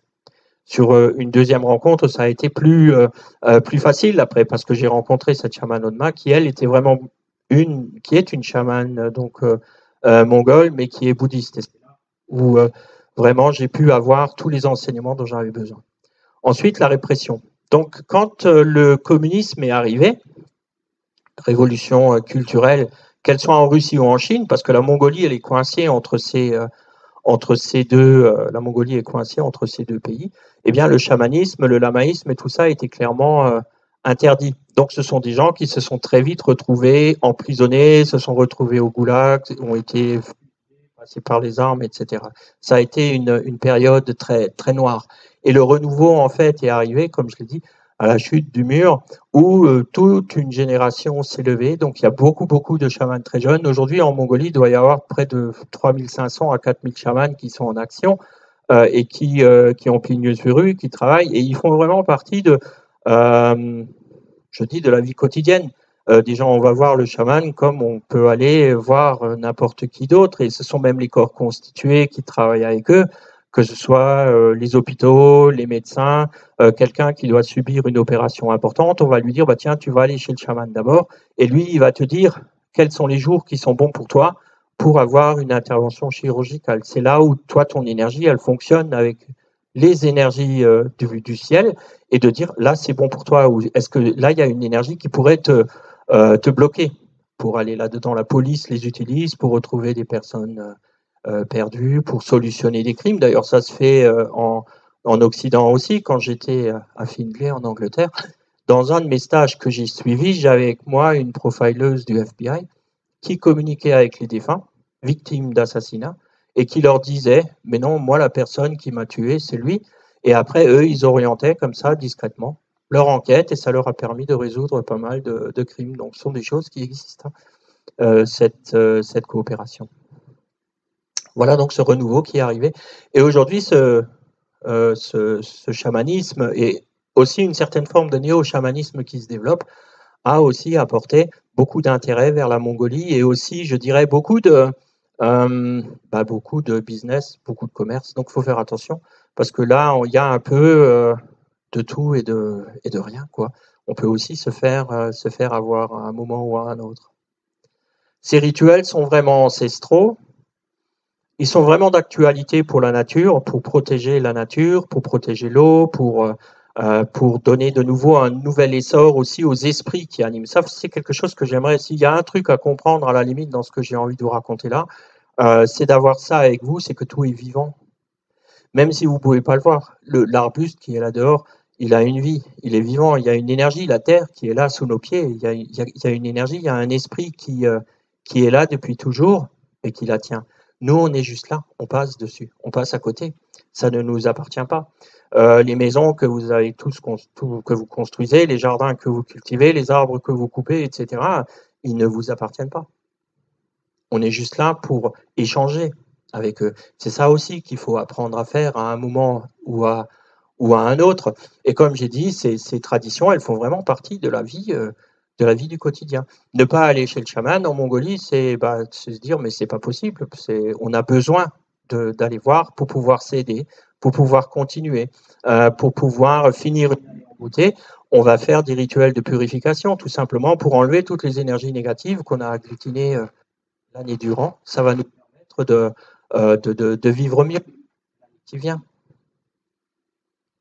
Alors, des fois, si ça vous intéresse, pour avoir des bouquins ou des choses à lire là-dessus, justement sur cette belle histoire des chamans, qui y sont et comment ils vivent, il y a ce livre qui s'appelle donc Les chamans de Sibérie et leur tradition orale. Donc ça, c'est un livre qui a été écrit par un ethnologue. J'ai beaucoup aimé lire ce genre de bouquin, plus que juste des aventures de voyage de Pierre, de Paul ou de Jacques. C'est pas à dénigrer, hein. Les témoignages sont toujours beaux à être entendus. Mais là, on rentre vraiment dans la parole prononcée de chamans qui ont vécu au début du XXe siècle ou qui ont officié encore au XIXe siècle. Donc là, ce bouquin, il a été écrit au début des années 40. Et pour remercier l'auteur de ce livre, Lénine l'a fusillé. Parce que lui, il ne voulait pas qu'on mette en avant, je dirais, un mode d'espoir et de dire, voilà, il n'y avait qu'une religion, c'était le communisme, et puis il y avait un guide, c'était lui, en fait. Et puis de vouloir entendre ou écouter le discours de quelqu'un d'autre, c'était juste pas possible. Donc l'auteur de ce livre a été fusillé pour ce bouquin. Et c'est vraiment, il y a de très beaux récits là-dedans et qui expliquent tout ce cheminement chamanique et tous les rituels que les chamans ont fait. Et d'ailleurs, en parlant aussi des différents esprits qu'on peut rencontrer, l'esprit du feu est un esprit très puissant en Mongolie. Et je pense que là, ça c'est un feu qu'on avait fait chez nous lors d'un stage initiatif. Et donc, on voit, et sur ce feu, on voit vraiment, pour moi, j'ai envie de dire, le totem du cerf qui ressort, qui vient se montrer, se manifester pour assister les personnes qui ont participé à ce stage. Dans les livres aussi, vous avez quelque chose de très intéressant. Si l'histoire mongole vous intéresse, vous avez un livre qui s'appelle Le Loup bleu, et qui raconte toute l'histoire de la Mongolie à travers la vie de Tchinguis, parce que c'est vraiment lui qui a fait la Mongolie. Sans lui, elle n'existerait pas. Ce livre-là. Il y a un autre récit qui est très intéressant à lire, ce sont les carnets de voyage de Guillaume de Roubruc. Vous en avez peut-être entendu parler de ce moine. C'est un moine qui a vécu à l'époque de Saint-Louis. Et Saint-Louis, lui, il avait un peu peur des Mongols. Il a dit, là, ils vont nous tomber sur le museau, ça ne va pas faire semblant, on va se faire avoir. Et donc, il a envoyé ce moine pour aller sonder le Khan mongol. À l'époque, c'était un des petits-fils de Tchinguis. Il l'envoie là-bas et il lui dit, tu vas un peu regarder qui est cet homme et puis ce qu'ils nous veulent. Et quand Guillaume de Roubruc a traversé, il est parti d'Aigues-Mortes, en fait, en bateau, il est allé jusqu'en Israël, il est parti de là-bas, il a fait un petit crochet comme ça, et remonté vers la Mongolie. Et quand il est arrivé en Mongolie, le Khan lui a dit, c'est simple, à ton roi, tu lui dis, il se met à genoux devant moi, et puis nous on vient, et puis c'est bon, quoi. Autrement, on vient, on vous casse la tête. Donc c'était le message que Guillaume de Roubruc avait eu par ça. Mais il a écrit un bouquin vraiment formidable, et ses carnets de voyage sont très très intéressants. D'ailleurs, il y a une association qui existe aujourd'hui, et il y a des personnes qui refont le voyage comme lui il l'a fait pour commémorer ce récit. Alors les guides, on en a un peu parlé avant, hein.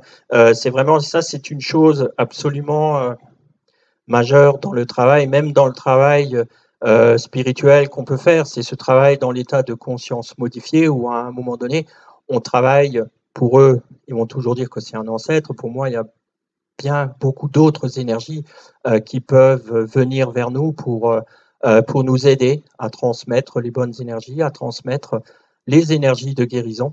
Ces guides viennent vers nous et on va les chercher dans des états de conscience modifiés. Donc quand on assiste souvent à ce qu'on pourrait dire une incorporation chez un chaman mongol, on va très vite voir que ils vont ressentir toutes les douleurs du corps physique parce que c'était une vieille personne et cette personne voudra à nouveau goûter soit une tasse de thé, boire un verre d'alcool, fumer une cigarette, etc. Et donc ils vont dans ce sens-là. Mais j'ai aussi rencontré des jeunes chamans où à un moment donné, le jeune chaman, il m'a dit, mais tu sais, il a dit, moi je fais du sport, moi je suis absolument pas d'accord quand je chamanise de fumer un paquet de clopes, ça m'intéresse pas de me bousiller les poumons ou de me bousiller le foie avec une bouteille de vodka. Donc il a bien fait comprendre aussi à ses guides que lui, il n'en était pas de ça.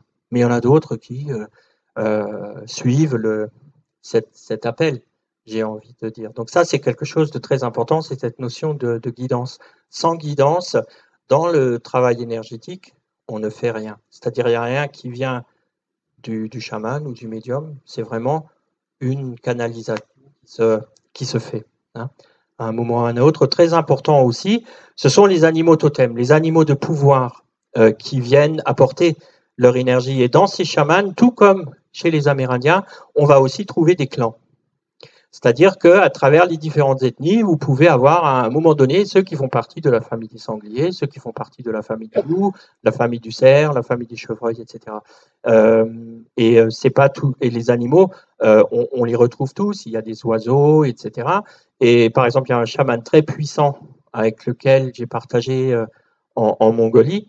Lui, son animal totem, c'est une libellule noire. Et c'est son nom. C'est souvent le chaman porte aussi le nom de son animal totem. C'est ça qui va l'identifier, c'est ça qui va le caractériser. Et donc cet homme-là, il était un chaman très puissant, mais son animal totem, c'était une petite libellule noire qu'on trouve en Mongolie. Donc il y a aussi toujours ce retour aux esprits de la nature qui viennent vous aider, qui viennent vous alimenter dans le travail que vous faites. D'accord? Et chez nous, alors, comment ça se passe? Alors ça, c'est une jolie forêt juste à côté de chez moi, où on aime bien aller se promener. Et là, on tombe sur un endroit juste qui est vraiment fantastique, qui a toujours été baigné d'une très belle énergie. Et puis un jour, tu tombes là-dessus. Voilà. On fait une coupe à blanc. On respecte que dalle. Et là, vous passez à côté, mais on sent vraiment l'énergie du lieu qui souffre, qui est en colère. Et on n'a rien fait. C'est là où vous voyez notre déconnexion par rapport à ces énergies et par rapport à ces esprits, où on est dans l'inconsidération la plus totale de la vie qui nous entoure. Parce que c'est Bibi, moi j'ai le droit de, j'en ai rien à foutre, on va faire une coupe à blanc, on va tout bousiller. Les bûcherons qui sont partis, moi j'ai ramassé les canettes derrière, c'est horrible. Le lieu qu'ils ont laissé là, et toute cette pollution sur l'eau aussi. Comment l'eau, elle vit chez nous? Vous savez, moi, je me suis aussi beaucoup intéressé à la qualité de l'eau. Par exemple, vous regardez, on est tous touchés aujourd'hui, et on en parle très peu, des PFAS. Ce sont des polluants qu'on a dans notre eau du robinet. Et quand on regarde en Haute-Savoie, bah, on est plutôt mal placé en PFAS. Donc, notre eau du robinet, elle n'est pas aussi bonne que ça. Il y a des endroits comme le coin de Cluse où c'est très industrialisé, ou surtout Rumilly avec l'usine Tefal. Eux, ils ont vraiment une qualité d'eau par rapport à ces polluants qui est vraiment pas bonne, quoi. Donc, ça vaut le coup de s'y intéresser à tout ça. Quelle est l'énergie, en fait, qu'on transmet à notre terre? Comment est-ce qu'on la traite? Mais qu'est-ce qu'on va laisser à nos enfants? Tu vois? C'est la question qu'on se pose. Et quand on voit ça, ça fait mal au cœur. Surtout qu'avant, le lieu, il ressemblait à ça. C'était magique, c'était beau. Tu sentais l'énergie quand tu ça te parlait. Les arbres, ils te parlaient. Vous voyez? Regardez ça. C'est fantastique. On rentre là-dedans et puis on sent la vie qui est là. On sent le divin dans chaque brin d'herbe, j'ai envie de dire. Et nous, on le bousille. Tu as une bande, moi je dis comme je pense, tu as une bande de gros cons qui déboulent et ils te mettent tout par terre juste pour de l'argent. Juste parce qu'il faut faire une coupe à blanc, parce qu'on ne sait pas travailler correctement. Et puis on prend des tracteurs énormes et on bousille tout. On écrase tout. On ne regarde pas, est-ce qu'il y a une vie dans ces arbres? Combien d'oiseaux ont été détruits? Combien de gîtes de chevreuils ont été détruits? C'est juste horrible. Bien sûr.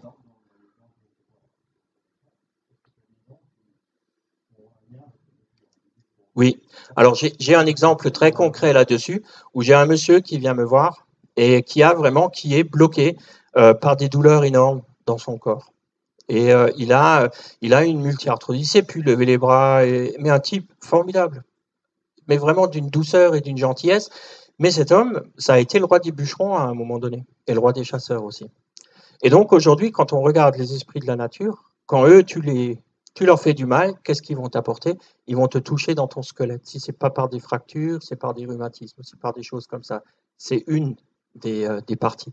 La dépression aussi en fait partie. Et il était dépressif. Là-dessus, je lui ai aidé. Et là, on est en train de travailler pour réactiver les bonnes énergies dans le corps physique pour que ces douleurs le quittent. Mais c'est ce que j'ai dit avant, ce sont des choses qui sont réelles, qui sont avérées. Regardons bien comment nous nous comportons avec la nature. Ça nous retombera toujours à un moment ou à un autre. Si ce n'est pas dans cette vie, ce sera dans la prochaine. Tu payeras ton addition. Ça, c'est clair. Le karma, il est inéluctable. On peut pas lui échapper. C'est une des lois essentielles de notre univers. C'est comme ça que l'univers fonctionne, en fait. Voilà. Et puis, ce que j'ai vécu aussi dans cette forêt, je l'ai filmé parce que je me balade dans cette forêt et puis devant moi, j'ai une feuille qui commence à me voler autour de moi, mais alors comme ça. Et elle n'a pas arrêté de me tourner autour. Donc pour moi, c'était vraiment un message de l'esprit du coin qui me montre cette feuille qui tournicote comme ça et qui me dit bonjour. Et puis à un moment donné, elle est partie. Et elle est partie, un coup de vent l'a emmenée et puis elle s'est posée plus loin. Mais elle était là un long moment et j'ai vraiment senti là une présence quand ça m'est arrivé. C'est juste fantastique. Donc la nature, elle est vivante. Et si vous vous autorisez à vous en approcher, bah ils vont vous le faire sentir. C'est pas juste des êtres élus. Les élus, ça n'existe pas. Il y a juste ceux qui sont OK pour faire l'effort d'y aller. C'est ça qu'il faut se dire aussi. Hein, voilà. Oui.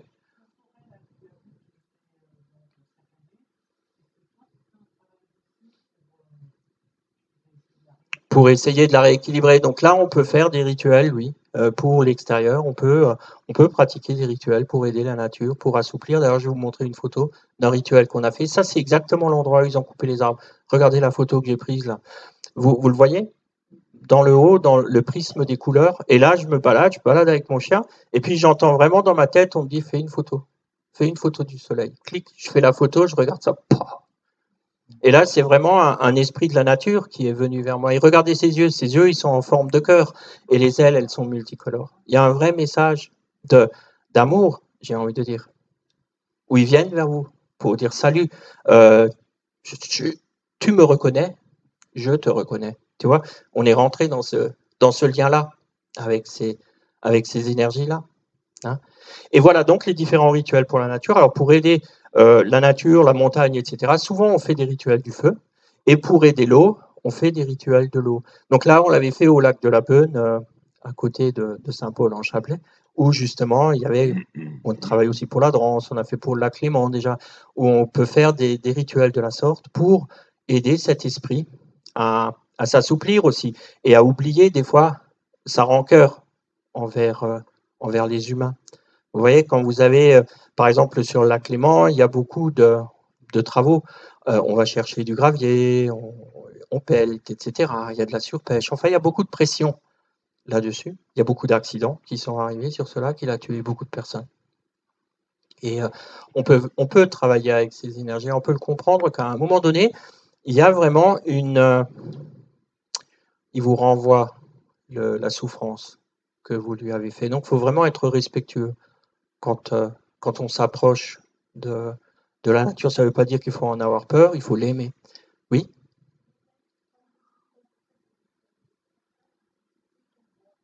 Alors, ça peut être du bois, ça peut être du hêtre, ça peut être du chêne, ce que vous avez. Hein. On peut aussi, on ramasse du bois mort surtout aussi, hein, pour faire ce genre de rituel, bien sûr.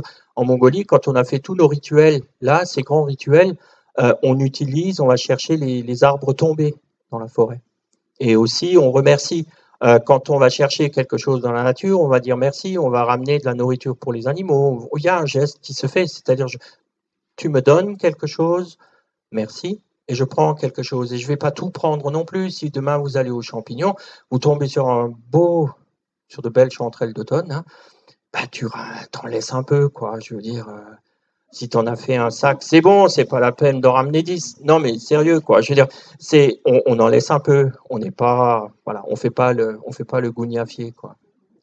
Si je viens chez vous, je vais ouvrir le frigo, je vous pique toutes les bières qu'il y a dedans, il fait chier, lui, quoi. Je veux dire, la nature, elle réagit un peu comme ça aussi par rapport à nous, hein. Ça peut vraiment se comprendre, hein. Donc voilà, et voilà ces chamans que j'ai rencontrés qui ont été très importants dans ma vie. Le premier, il m'a donné son tambour lors d'un rituel du feu, la première fois où j'ai été en Mongolie. Donc on fait un rituel du feu. Il y a son guide qui s'approche et son guide lui dit, lui, tu lui donnes ton tambour et voilà, et voilà. Donc il me donne son tambour et c'est lui qui devait venir justement ce fameux mois de mai dont on a parlé avant. C'est lui qui aurait dû venir. Mais 2 semaines avant d'arriver, on lui a refusé son visa pour la France. Donc, il n'avait pas le droit de venir et on avait quand même, il y a des personnes ici qui étaient là à l'époque, qui voulaient participer à ces événements, qui n'ont pas pu. Et donc, la voyagiste avec laquelle j'étais parti, elle me téléphone et elle m'a dit, il y a justement là une jeune femme qui est sur Lyon, qui a besoin un peu, qui vient d'arriver, qui a besoin de travailler, de se faire connaître, si tu veux. Donc, on est rentré en contact et c'est là où j'ai rencontré une chamane bouddhiste et ça a vraiment été comme j'en ai rencontré au Ladakh. J'ai dit waouh, super. Et puis ça a vraiment déclenché et on a collaboré d'une façon très étroite pendant 5 ans. Hein. Un autre chaman qui a été très important, c'est lui. Lui, il est décédé. Alors, dans les chamans, il y a toutes les couches socio-professionnelles. J'ai rencontré des chamans qui sont cuisiniers, d'autres, beaucoup de médecins. Alors, il y a beaucoup de médecins en Mongolie qui sont chamans. Et là, ce monsieur, il est décédé, hélas, en 2020, et on dit qu'il était chef de clinique, il était chirurgien. Et donc, il a été obligé de se vacciner. Et en fait, on m'a dit qu'il a eu le vaccin Spoutnik, et que ça, c'était vraiment une hécatombe. Il y a eu beaucoup de décès en Mongolie liés au vaccin. Ça a fait un vrai ravage dans la population mongole. Et ils n'avaient pas le choix. En fait, ils étaient obligés de se faire vacciner. Lui, en tant que médecin, encore moins. Et donc, il serait. On le met, on le met au conditionnel parce que on ne le sait pas vraiment. Ce monsieur est décédé de ça. Et lui, un homme très érudit, très intelligent, brillant, un esprit vraiment brillant et qui a écrit des livres sur le chamanisme moderne, pardon, comment le faire vivre, le faire évoluer aussi dans le bon sens et pas juste de se laisser attirer par le business, tu vois, parce que ça aussi, c'est quelque chose qui vient très vite polluer, je dirais, les bonnes énergies. C'est légitime qu'on gagne sa vie, mais après, il faut rester normal, je dirais. Et ce monsieur a écrit justement ces livres et il a formé beaucoup de jeunes chamans. Il a même, pour les jeunes qui étaient en difficulté, il les a formés à différents massages énergétiques, etc. It's a half past already. Hein, donc elle me dit 15h30, il faut que tu te dépêches. Voilà. Et donc, et lui, il a justement aidé beaucoup de jeunes à franchir ce pas. C'était un homme vraiment avec un bel esprit et très curieux aussi de savoir comment nous on travaille. Donc, comme moi j'étais avec lui, j'ai fait un second voyage en Mongolie avec lui et lui, il était montre-moi comment toi tu bosses, montre-moi ce que toi tu fais. Il est curieux d'apprendre et d'échanger. Voilà, un peu les chamans d'aujourd'hui. Là aussi, on s'est retrouvés l'année dernière pour un premier festival où tous les chamans se sont retrouvés, toujours sous l'égide du Grand Chingis. Hein, ça, c'est voilà. Il n'y a pas moyen de faire autrement. C'était un très beau festival, un très beau moment de partage dans dans je dirais dans l'expérience, parce que c'est là où on a vraiment vu ce que le chamanisme compte pour la Mongolie, l'importance qu'il revêt. Là, vous êtes accueillis, on vous regarde, on vous tend des enfants, etc. Tu te dis, waouh, mais c'est pas possible. Ici, on vous regarde un peu, bah, il est bizarre, lui, tu vois. C'est encore un, je sais pas, qu'est-ce qu'il a fumé, lui, tu vois, fait du chamanisme et tout. Tu arrives là-bas, on t'accueille, on te met le tapis rouge, on t'apporte à manger, on t'apporte à boire. Voilà, quoi. C'est différent. Voilà. Les pratiques, aujourd'hui, bah, elles sont là. On pratique ce chamanisme. Bah, je le pratique vraiment. Et il y a une transmission, il y a un enseignement qu'on essaye de donner aussi, surtout dans la façon de penser, dans la façon de vivre et dans la façon d'interagir avec la nature. Et ce que moi, j'en fais aujourd'hui vraiment dans mon activité de chaman, bien sûr, il y a ce côté très relié à la nature. Tout ce que j'ai évoqué là pendant un moment, c'est quelque chose que je porte revenir en moi, mais c'est surtout ça. Moi, je travaille beaucoup aujourd'hui avec les énergies karmiques et avec la puissance du transgénérationnel. Ça, c'est là-dessus, on a des rituels qui sont hyper forts, hyper puissants et qui marchent super bien. Et j'avais une partie qui était consacrée à ça aussi, mais alors je ne sais pas si on aura le temps de. Voilà. Juste, et ça revient à ce que François a dit avant, je vais juste vous montrer ça. En fait, quand on regarde la définition du transgénérationnel, ça veut dire quoi? Ça veut dire que ça concerne toutes les générations, tous les âges. Et l'histoire et l'énergie de mes ancêtres, en fait, elle me caractérise. La famille où je suis né, elle m'apporte une énergie. Et je suis né dans cette famille parce que j'ai un karma personnel. Je rentre dans cette famille, je vais correspondre à cette énergie-là pour pouvoir expérimenter ce que j'ai à expérimenter. Donc c'est pour ça que je dis, on n'est jamais victime. Toutes les tuiles qui me sont tombées sur la tête à un moment ou à un autre, c'est moi qui les avais mal fixées sur le toit. C'est comme ça. Donc à un moment donné, et les personnes avec qui j'ai partagé ça, elles aussi, elles avaient une expérience de vie, un karma à faire, à nettoyer, et on a fait ensemble. Donc ça permet aussi de se mettre en paix. C'est important ça, de sortir du moins c'est ce que ça m'a apporté. Aujourd'hui, c'est vraiment ce sentiment de paix intérieure et de pouvoir profiter de l'instant présent, de vivre l'instant présent. Hein, on tricote notre karma, notre ADN, on le tricote avec nos ancêtres. On est le fruit de ça. Et ça, c'est ce que François a dit avant. Tout est énergie.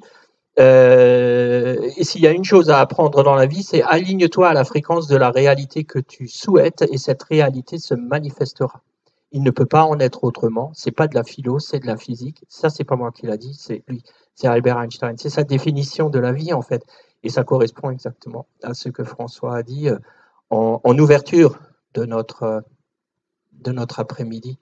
Donc cette bonne fréquence, il faut aller la chercher. Donc c'est vraiment là, on est dans une pensée positive et on est dans l'altruisme. C'est de ça qu'on a besoin dans notre vie.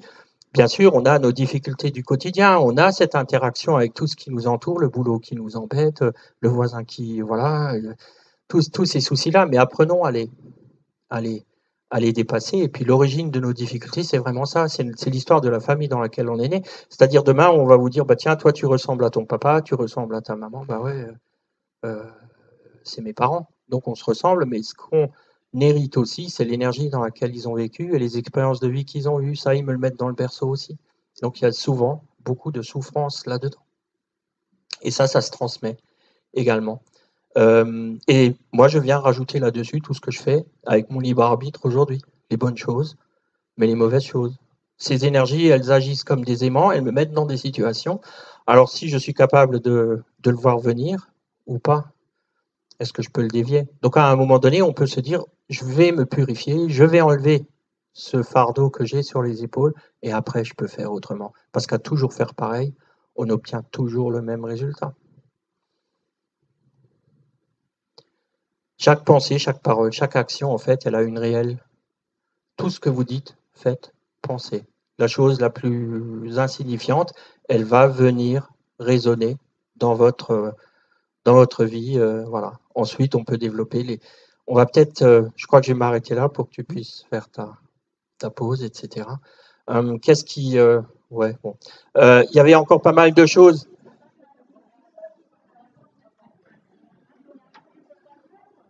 Ben, je veux pas non plus.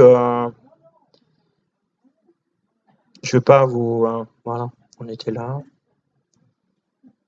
L'origine des difficultés, on l'a vu. C'est ça. Oui, donc là, on rentre vraiment dans la conception très, très bouddhiste de, j'ai envie de dire, de voilà. Hop. Voilà. On rentre vraiment dans la conception très bouddhiste du travail qu'on peut faire. On sait que on est pollué par cinq poisons essentiels. La distraction, je zappe, je passe d'une chose à une autre, je ne suis pas assidu. Moi, j'ai compris une chose. Il y a une chose qui fonctionne vraiment bien, c'est l'autodiscipline. Et j'ai pris une décision, je m'y tiens. Je colle à ma conviction. Je ne dis pas une chose et j'en fais une autre. Je suis en osmose. Je suis congruent dans mon action avec ma parole. Et c'est là, ça je l'ai vécu vraiment dans ma vie. Hein. C'est pour ça que je m'autorise à le dire. Je l'ai expérimenté dans mon vivant où je suis sorti d'une souffrance, d'une douleur. À la limite, tu te dis, je vais me foutre une balle dans la tête et puis c'est pareil. Et ouais, à un moment donné, tu as compris que bah non, tu n'as pas besoin de ça. Il suffit juste de te mettre dans la bonne fréquence et ça va bien se passer. Et depuis que j'ai fait ce choix-là, mais ça se passe bien. J'ai rien à me plaindre, je veux dire. Ok. Donc, c'est vraiment cette distraction, la colère. Elle est mauvaise conseillère, hein, vraiment. L'avidité. Donc, qu'est-ce qui me motive? J'ai le droit de vivre, j'ai le droit d'avoir ce qu'il me faut. Mais est-ce que c'est juste le fait d'en avoir plus et plus et plus? Est-ce que ça vaut le coup vraiment? Est-ce que ça me fait pas tomber dans des énergies plutôt blessantes, plutôt négatives? L'orgueil, bien sûr. L'ignorance. Alors ça, c'est quelque chose. C'est-à-dire, par exemple, ou même, des fois, c'est déjà arrivé, des personnes qui viennent vous voir et qui pensent que vous allez tout faire pour eux et que eux ils ont rien à faire. Tu vois, le gars il vient te voir, tu fais un soin, tu fais les rituels, tu fais tout, et à un moment donné, lui il rentre chez lui, il prend une bière et il se met devant Hanouna. Et il se dit ça y est, lui il a tout fait quoi. Ben là, à mon avis, ça va pas le faire. Donc ça, je l'explique tout le temps. Je dis maintenant, c'est à toi de te mettre en route. Va falloir un peu changer vos paradigmes, quoi. Hein. Voilà. L'ignorance, c'est le fait, c'est de refuser d'évoluer, c'est le refus de dire, j'ai pas envie d'apprendre, moi je suis bien comme je suis. Souvent, c'est pour ça aussi que quand la vie nous bouscule, c'est là qu'on avance. En fait, les tuiles qui vous tombent dessus, c'est plutôt bénéfique. Hein. Quand on regarde à la fin, c'est pas tellement négatif. Si tout va bien, pourquoi changer? On est bien. Hein. Et ça, c'est le. Alors ça, c'est un tanka. Moi, j'adore les tankas. J'en ai plein chez moi. Ce sont ces drapures hein, tibétaines. Et celui-là, il explique en fait la vie. Voilà. Alors, vous voyez là un démon, c'est le démon c'est Yama qui tient le monde entre ses griffes. Et les 5 poisons, il les a sur sa tête, les 5 petits squelettes avec la bougie au-dessus. Et donc, bon là, on le voit pas bien, mais ça, vous trouverez des explications sur YouTube, sur plein de choses. Et en fait, il se lie de l'extérieur vers l'intérieur. Là, vous avez 3 animaux qui sont représentés. Il y a un coq, il y a un serpent, il y a un cochon. Le cochon, il est là pour l'ignorance. Le serpent, il est là pour tout ce qui est avidité, etc. Le coq, il est là pour l'orgueil, tu vois. Euh, tout autour, on voit là, quand je rentre dans quelque chose de vertueux, eh bien, je m'élève. Et puis ici, ce sont des âmes qui descendent un peu en enfer. Ensuite, on a les 6 mondes. Alors, dans le bouddhisme tibétain, il y a 6 mondes. Alors, tu me dis, attends, qu'est-ce qu'il y a là? Les Mongols, ils en ont 5, eux, ils en ont 6. Qu'est-ce qui est juste? Mais en fait, les 6 mondes tibétains, ce sont 6 qualités d'incarnation. C'est-à-dire, j'ai un bon karma. Je suis un gentil bonhomme, mais je reviens encore dans une vie humaine. Je vais être dans un des 3 mondes supérieurs. Là, j'ai mon libre arbitre. Là, je peux travailler, je peux encore évoluer. D'accord? Chacun a des caractéristiques. Je ne vais pas les aborder maintenant, sinon on va y être jusqu'à 6 heures. Et puis, ensuite, les 3 mondes inférieurs, c'est les mondes de la souffrance. C'est-à-dire que là, j'ai eu des karmas tellement négatifs que ça me tire vers le bas. Et ici, je perds mon libre arbitre. Donc là, je suis plombé. Je suis pris dans les mauvaises énergies. Donc, très important. Donc, on a dessiné les gens. Souvent, bah là, c'est un tanka, et la première fois qu'il a été réalisé, il y a 2500 ans en arrière. Donc, les gens, ils ne lisaient pas, etc. Donc, les moines faisaient des dessins pour expliquer ce qui se passait. Et dans les petites icônes là, ça vous les trouverez aussi, eh bien c'est le cheminement de la vie. J'arrive dans une vie, on voit un monsieur qui avance avec son bâton, il est aveugle en fait, c'est-à-dire que je suis ignorant. Ensuite, on monte dans les différentes sphères et on revient en fait vers la mort. Important aussi, dans l'astrologie tibétaine, nous sommes tous nés selon notre jour de naissance avec une expérience qui est là dans ces 12 icônes. Moi, j'ai regardé, pour moi, ça colle parfait dans l'idée, tu vois, de ce que je suis venu expérimenter. Voilà. Bon, le karma, j'avais un petit film à vous faire voir, on va pas le mettre parce que lui, il explique vraiment ce qu'est le karma. Ça dure 2 minutes, on va le passer. Donc, non, j'ai vraiment envie de faire vite parce que lui, il me regarde avec, hein, je sais pas, alors on le zappe, le petit film. Et voilà, le karma, en fait, c'est quoi? C'est que on crée toutes ces, tous ces, il est vraiment créé par nos actions, nos paroles, par nos pensées. Et il fonctionne, lui, sous 4 modalités. Donc, il est inéluctable, c'est-à-dire on ne peut pas lui en échapper. Donc, on ne va pas dire, bah, tiens, François, lui, c'est quand même un gentil gars. Mais s'il a fait 2-3 conneries, on va quand même les noter sur le carnet. Donc, c'est qu'à un moment donné, il faudra les rééquilibrer par autre chose. D'accord? Important? Ouais. Oui. Oui. Bah, lui, sur ce karma-là, il vient nettoyer ce qu'il a vécu avant. Donc, oui, mais il a eu des vies d'avant. Il a eu une vie avant. C'était peut-être quelqu'un qui, le fait de mourir jeune, de naître malade, avec un handicap, d'avoir ça, il vient épurer ce qu'il a fait avant. C'est comme ça qu'on l'explique, ça, tu vois. Et le fait de vraiment avoir vécu cette grande souffrance, et les parents, certainement, qui ont vécu cette douleur de voir partir un enfant, un nettoyage karmique là-dedans. C'est horrible quand je dis ça, hein, j'en ai conscience. Mais c'est quelque part, c'est une vérité de l'univers, ça. Et quand ça arrive, on peut vraiment accompagner, tu vois, pour aider, pour lâcher, pour libérer, à un moment donné. Il y a toujours cette notion de, de nettoyage qui est là-dedans. On dit aussi, ben, il s'accroît, etc. Et on ne rencontre que ce qu'on a fait. Si demain, tu te dis, mon frère, il m'énerve, je veux lui tordre le cou, si tu le fais, l'impact sera différent que le simple fait de le penser qui est déjà négatif en soi. D'accord? Voilà. Les karmas négatifs, bien sûr. Là, je les ai développés, mais voilà. Ils sont vraiment portés, et on retrouve dans cette notion de karma qui est enseignée par le bouddhisme tibétain, on retrouve en fait aussi la notion des 10 commandements, elle est là-dedans en fait. Hein, on retrouve exactement les mêmes principes. Donc on voit bien qu'à travers les âges, à travers les générations, il y a vraiment une communication qui se fait sur la qualité de qui je suis, de ce que je fais. Oui.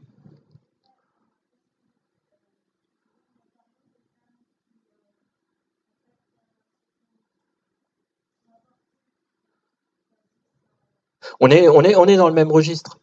pour moi, on est dans le même registre. Hein. C'est-à-dire qu'un enfant qui ne naît pas une âme. Alors, aussi dans la conception chamanique ou tibétaine, l'âme est tout de suite là.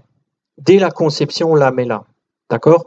Donc, c'est pour ça aussi qu'aujourd'hui, moi, j'ai 64 ans, mais quand je suis là-bas, j'en ai pas 64, j'en ai 65.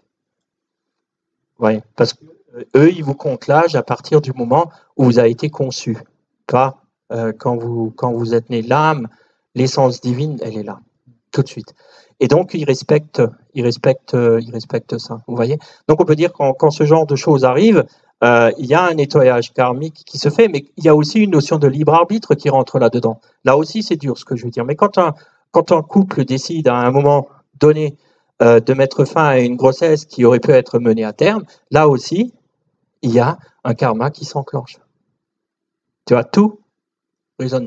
Donc, quand on commence à vraiment apporter à soi ces notions-là, ça nous permet vraiment de penser un peu autrement et de regarder à 3 coups plus loin de ce qui se passe, de ce que je fais. C'est ça l'idée de ça. Hein. Voilà. Ensuite, il y a aussi les préoccupations mondaines. Bon, tout ça, ce sont je fais souvent des conférences très spécifiques là-dessus, où je rentre vraiment dans le détail pour que on puisse comprendre l'évolution de ça. Alors, moi, je vais m'en arrêter là. Je vais vous dire vraiment merci de m'avoir écouté. Encore une fois, ça m'a vraiment fait plaisir d'être là. Heureusement que j'ai Karina, parce que j'ai apporté mon tambour et je voulais vous faire profiter de ça. Hein, d'accord? Qui vient vers eux. On joue aussi différemment par rapport aux Amérindiens, on le tient différemment, il n'y a pas de comparaison.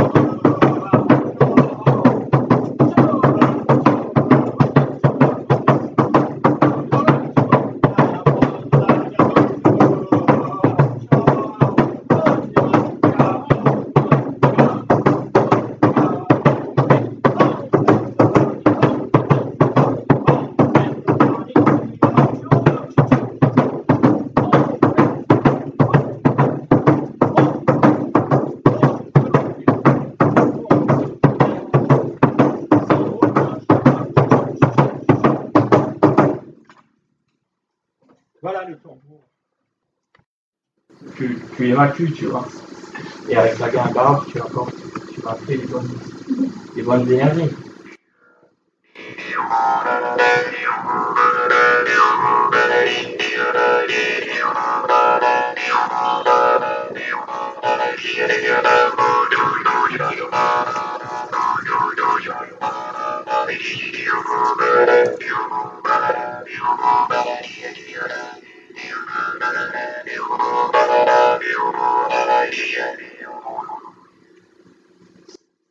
Voilà. Merci à vous.